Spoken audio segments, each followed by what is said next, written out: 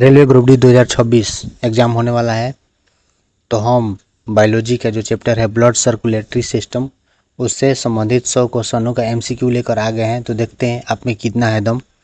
और हाँ भाई मेरे धांस के पढ़ना पड़ेगा, अगर सिलेक्शन लेना है ना तो धांस धांस के पढ़ना पड़ेगा, तभी आप सिलेक्शन ले पाओगे, अन्यथा नहीं, हिलाते रह जाओगे कलम और कुछ नहीं होने वाला है। तो चलिए हम देर न करते हुए चलते हैं सीधे प्रश्न की तरफ। पहला प्रश्न कह रहा है कि मानव शरीर में रक्त परिसंचरण तंत्र की खोज किसने की। इसका right answer option number B, William Harvey ने। विलियम हार्वे ने 1628 में मानव शरीर में रक्त परिसंचरण तंत्र की खोज की थी और बताया था कि हृदय एक पंप के रूप में काम करता है। अगला जो सवाल है, करा रक्त परिसंचरण तंत्र का मुख्य कार्य क्या होता है। तो इसका राइट आंसर है ऑप्शन नंबर बी, ऑक्सीजन, पोषक तत्वों और हार्मोन का परिवहन करना। देखिए, रक्त परिसंचरण तंत्र शरीर की सभी कोशिकाओं तक ऑक्सीजन, पोषक तत्व और हार्मोन पहुंचाता है तथा यहाँ से कार्बन डाइऑक्साइड और अन्य अपशिष्ट पदार्थों को बाहर निकालने में मदद करता है। अगला जो सवाल है, करेंगे मानव हृदय का औसतन वजन कितना होता है। तो इसका राइट आंसर है ऑप्शन नंबर बी, 300 ग्राम। एक सामान्य वयस्क पुरुष के हृदय का वजन की बात करें ना तो 300 ग्राम और महिलाओं में लगभग 250 ग्राम होता है। अगला जो सवाल है, करेक्ट मानव हृदय कितने कक्षों में विभाजित होता है। तो इसका राइट आंसर है ऑप्शन नंबर सी, 4 कक्षों में। मानव हृदय 4 कक्षों में बटा हुआ है। ऊपर वाले 2 कक्षों को आलिंद यानी एट्रिया और नीचे वाले 2 कक्षों को नीलय यानी वेंट्रिकल्स बोलते हैं। अगला जो सवाल है, करे हृदय का बाहरी आवरण क्या कहलाता है। तो इसका राइट आंसर है ऑप्शन नंबर बी, पेरिकार्डियम कहलाता है। देखिए, पेरिकार्डियम एक दोहरी झिल्ली वाला आवरण होता है जो हृदय को बाहरी झटकों और घर्षणों से बचाता है। अगला जो सवाल है, करेक्ट मनुष्य का हृदय किस प्रकार का पेशी अंग है। तो इसका राइट आंसर है ऑप्शन नंबर बी, मायोजेनिक और एनेक्सिक पेशी। देखिए, मानव हृदय जो होता है ना, मायोजेनिक होता है, यानी इसका स्पंदन तंत्रिका तंत्र के बिना स्वयं हृदय के मांसपेशियों द्वारा उत्पन्न होता है, और यह अनैच्छिक पेशियों से बना होता है जो हमारी इच्छाओं के बिना काम करती है। अगला जो सवाल है, करा कि शुद्ध ऑक्सीजन रहित रक्त शरीर से हृदय के किस भाग में प्रवेश करता है। तो इसका राइट आंसर है ऑप्शन नंबर बी, दाहिना आलिंद। देखिए, शरीर के विभिन्न अंगों से महाशिराओं के माध्यम से अशुद्ध रक्त सबसे पहले हृदय के दाहिने आलिंद में पहुंचता है। अगला जो सवाल है, करा कि शुद्ध रक्त फेफड़ों से हृदय के किस भाग में आता है। इसका राइट आंसर है ऑप्शन नंबर सी, बाया आलिंद। बाया आलिंद। देखिए, फेफड़ों में शुद्ध होने के बाद रक्त फुफ्फुसीय शिरा के जरिए बाया आलिंद में प्रवेश करता है। अगला जो सवाल है, शरीर की सबसे बड़ी धमनी कौन सी है। इसका राइट आंसर है ऑप्शन नंबर बी, महाधमनी। महाधमनी बाएं नीले से निकलती है और शरीर के सभी अंगों को शुद्ध रक्त की आपूर्ति करती है। यह शरीर की सबसे बड़ी धमनी है। अगला जो सवाल है, करे कौन सी धमनी फेफड़ों तक अशुद्ध रक्त ले जाती है। तो इसका राइट आंसर है ऑप्शन नंबर बी, फुफ्फुसीय धमनी। देखिए, सामान्यतः सभी धमनियों में शुद्ध रक्त बहता है, लेकिन फुफ्फुसीय धमनी जो है ना, इसका अपवाद है, जो हृदय के दाहिने नीले से अशुद्ध रक्त को शुद्ध होने के लिए फेफड़ों तक ले जाती है। अगला जो सवाल है, करेगी कौन सी शिरा फेफड़ों से शुद्ध रक्त हृदय में ले जाती है। इसका राइट आंसर है ऑप्शन नंबर बी, फुफ्फुसीय शिरा। सामान्यतः शिराओं में अशुद्ध रक्त बहता है, लेकिन फुफ्फुसीय शिरा एकमात्र ऐसी शिरा है जो फेफड़ों से शुद्ध रक्त को बाएं आलिंद में ले जाती है। अगला जो सवाल है, करा रक्त किस प्रकार का ऊतक है। इसका राइट आंसर है ऑप्शन नंबर सी, तरल संयोजी ऊतक है। देखिए, रक्त जो होता है, रक्त एक विशेष प्रकार का तरल संयोजी ऊतक है जो पूरे शरीर में पदार्थों को जोड़ने और परिवहन करने के कार्य करता है। अगला जो सवाल है, करा कि एक स्वस्थ मनुष्य के शरीर में औसतन कितना रक्त होता है। तो इसका right answer option number C, 5 से 6 लीटर। सामान्य रूप से एक स्वस्थ वयस्क के शरीर में कुल वजन का लगभग 7 से 8% यानी करीब 5 से 6 लीटर रक्त होता है। अगला जो सवाल है, रक्त का पीएच मान कितना होता है। तो इसका right answer option number C है, 7.4। रक्त का पीएच मान 7.4 होता है, जो यह दर्शाता है कि यह प्रकृति में हल्का क्षारीय होता है। अगला जो सवाल है, क्या रक्त का थक्का बनाने में कौन सा मुख्य प्रोटीन मदद करता है। तो इसका right answer option number B, fibrinogen. देखिए, यकृत द्वारा निर्मित फाइब्रिनोजेन और पोथोम्ब्रियन प्रोटीन रक्त स्राव के समय रक्त का थक्का जमाने में मुख्य भूमिका निभाते हैं।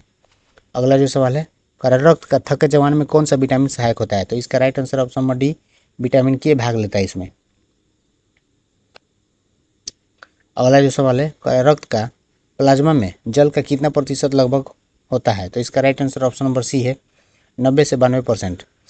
अगला जो सवाल है कह रहा है रक्त जो होता है लाल रक्त कणिकाओं का वैज्ञानिक नाम क्या है, तो इसका राइट आंसर है ऑप्शन नंबर ए एरिथ्रोसाइट्स। देखिए आरबीसी को वैज्ञानिक रूप से एरिथ्रोसाइट कहा जाता है जिनका मुख्य काम ऑक्सीजन का परिवहन होता है। अगला जो सवाल है कह रहा है श्वेत रक्त कणिकाओं का वैज्ञानिक नाम क्या है, तो इसका right answer option number B leucocyte. WBC को ल्यूकोसाइट कहा जाता है जो शरीर के रोग प्रतिरोधक क्षमता को मजबूत करती है। अगला जो सवाल है कह रहा है प्लेटलेट्स का वैज्ञानिक नाम क्या है, तो इसका राइट आंसर है option number C thrombocytes. Platelets को थ्रोम्बोसाइट्स कहा जाता है जो रक्त का थक्का जमाने में मदद करता है। अगला जो सवाल है कह रहा है लाल रक्त कणिकाओं का जीवन काल कितना दिनों का होता है, तो इसका right answer option number C है 120 दिनों का।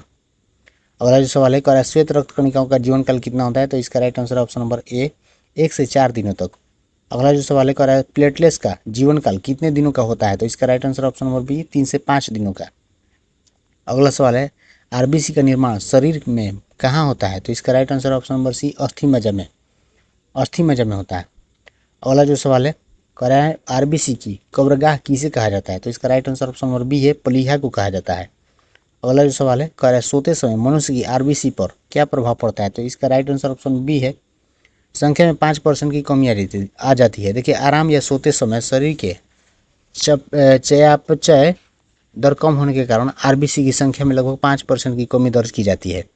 अगला जो सवाल है ऊंचाई पर जाने पर आरबीसी की संख्या पर क्या प्रभाव पड़ता है, तो इसका राइट आंसर है ऑप्शन नंबर बी यह बढ़ जाती है। देखिए अधिक ऊंचाई पर ऑक्सीजन की कमी यानी हाइपोक्सिया को पूरा करने के लिए शरीर में आरबीसी की संख्या बढ़ने लगती है। अगला जो सवाल है कह रहा है रक्त का लाल रंग किसके कारण होता है, इसका right answer option number B है हीमोग्लोबिन के कारण। रक्त में पाए जाने वाले हीमोग्लोबिन नामक पिगमेंट के कारण रक्त का जो रंग होता है वो लाल दिखाई देता है। अगला जो सवाल है कह रहा है हीमोग्लोबिन में कौन सी धातु पाई जाती है, तो इसका right answer option number B है आयरन या लोहा। अगला सवाल है हीमोग्लोबिन का मुख्य कार्य क्या होता है, तो इसका राइट आंसर है ऑप्शन नंबर बी ऑक्सीजन का परिवहन करना ही इसका मुख्य कार्य होता है। अगला जो सवाल है कह रहा है मानव शरीर की सबसे बड़ी शिरा कौन सी है, तो इसका right answer option number B है महाशिरा जिसको बोलते हैं। देखिए महाशिरा जो है ना शरीर की सबसे बड़ी शिरा है जो पूरे शरीर में अशुद्ध रक्त को वापस हृदय के दाहिने आलिंद में ले जाती है। अगला जो सवाल है कह रहा है रक्त दाब मापने वाले यंत्र को क्या कहा जाता है, इसका राइट आंसर है ऑप्शन नंबर बी एस्फिग्मोमैनोमीटर बोलते हैं इसको।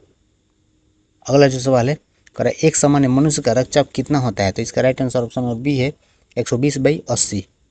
अगला जो सवाल है कह रहा है रक्तचाप में 120 क्या दर्शाता है, तो इसका right answer option number B है सिस्टोलिक का प्रेशर दर्शाता है। देखिए 120 सिस्टोलिक का प्रेशर है जो तब होता है जब हृदय सिकुड़ता है और रक्त धमनियों में पंप करता है। अगला जो सवाल है कह रहा है रक्तचाप में 80 क्या दर्शाता है, तो इसका right answer option number B है डायस्टोलिक प्रेशर। 80 डायस्टोलिक प्रेशर है जो तब होता है जब हृदय धड़कनों के बीच विश्राम की स्थिति में होता है। अगला जो सवाल है कह रहा है रक्त समूह की खोज किसने की थी, तो इसका right answer option number B है कार्ल लैंडस्टीनर ने। अगला जो सवाल है आरएच फैक्टर के खोजकर्ता कौन है, इसका right answer option number A है लैंडस्टीनर एवं वीनर ने 1940 में इसने रिसस बंदर के रक्त में आरएच फैक्टर की खोज की थी। अगला जो सवाल है कह रहा है सर्वदाता यानी यूनिवर्सल डोनर जिसको बोलते हैं रक्त समूह कौन सा है, इसका right answer option number C है ओ नेगेटिव। अगला जो सवाल है कह रहा है सर्वग्राही जिसको हम बोलते हैं यूनिवर्सल रिसिपिएंट रक्त समूह कौन सा है, तो इसका right answer option number B है एबी जिसको बोलते हैं AB+। अगला जो सवाल है कह रहा है किस रक्त समूह में एंटीबॉडी नहीं पाई जाती है, इसका right answer option number D है AB। अगला जो सवाल है कह रहा है किस रक्त समूह में एंटीजन नहीं पाए जाते हैं, तो इसका right answer option number C है ओ रक्त समूह। अगला जो सवाल है कह रहा है यदि माता का रक्त RH- और पिता का रक्त RH+ हो तो होने वाली पहली संतान पर क्या प्रभाव पड़ता है, तो इसका राइट आंसर है ऑप्शन नंबर बी पहली संतान सामान्य होती है। इस स्थिति में एरिथ्रोब्लास्टोसिस फिटलेस कहते हैं जिसमें पहली संतान सामान्य होती है लेकिन दूसरी संतान या उसके बाद की संतानों को गंभीर समस्या हो सकती है। अगला जो सवाल है कह रहा है हृदय की धड़कन को नियंत्रित करने वाला प्राकृतिक पेसमेकर कौन सा है, इसका right answer option number B है जिसको हम बोलते हैं साइनो एट्रियल नोड। अगला जो सवाल है कह रहा है कि मानव हृदय 1 मिनट में औसतन कितनी बार धड़कता है, तो इसका right answer option number B है 72 बार। अगला जो सवाल है कह रहा है भ्रूण अवस्था में हृदय की धड़कन कितनी होती है, तो इसका right answer option number B है 150 बार प्रति मिनट। अगला जो सवाल है कह रहा है हृदय की धड़कन की आवाज़ लुबडब किसके कारण उत्पन्न होती है। इसका right answer option number B है, हृदय के कपाटों के बंद होने से। अगला जो सवाल है कह रहा है कि लुब ध्वनि हृदय के किस कपाट के बंद होने से होती है। तो इसका right answer option number A है, कह रहा है कि ट्राइक स्पीड और बायस स्पीड वाल्व हृदय के पॉलीध्वनि लुब एंट्रियोवेंट्रिकुलर वाल्व्स के बंद होने पर सुनाई देती है। अगला जो सवाल है कह रहा है डब ध्वनि हृदय के किस कपाट के बंद होने से होती है। तो इसका right answer option number C है, सेमिनुलर वाल्व हृदय की दूसरी ध्वनि डब महाध्वनि और फुसफुसीय धमनियों के पास स्थित सेमिनुलर वाल्वों के बंद होने से उत्पन्न होती है। अगला जो सवाल है कह रहा है कोरोनरी धमनी में रुकावट आने से कौन सी बीमारी हो सकती है। तो इसका right answer option number B है, हृदयघात, जिसको हम बोलते हैं हार्ट अटैक। देखिए कोरोनरी धमनियाँ जो होती है ना, हृदय की मांसपेशियों को रक्त पहुंचाती है और इनमें ब्लॉकेज आने से हृदय की मांसपेशियों को ऑक्सीजन नहीं मिल पाती, जिससे हार्ट अटैक की समस्या होती है। अगला जो सवाल है कह रहा है कि एंजाइना पेक्टोरिस का संबंध किससे है। इसका right answer option number A है, सीने में तेज दर्द या हृदय संबंधी रोग से। देखिए एंजाइना पेक्टोरिस सीने में होने वाले उस दर्द को कहते हैं जो हृदय की मांसपेशियों तक पर्याप्त रक्त या ऑक्सीजन न पहुंचने के कारण होता है।